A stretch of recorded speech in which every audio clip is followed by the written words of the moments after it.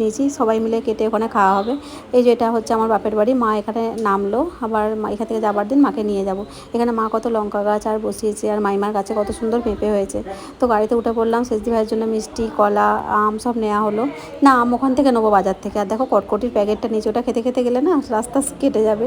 তো সামনের বাজারে একটু নামলাম, ওখান থেকে নেওয়া হলো আম, কলা, এগুলো নেওয়া হলো। আর এসে দেখছি কত জুতো আমাদের আগেই চলে এসেছে, মানে অনেক মেম্বার চলে এসেছে। সেজদি ভাই তাড়াতাড়ি করে শরবত করে দিল। এখানে দিয়ে মুড়ি বাড়ছে আর সর্দি, এখানে শসা কাটছে।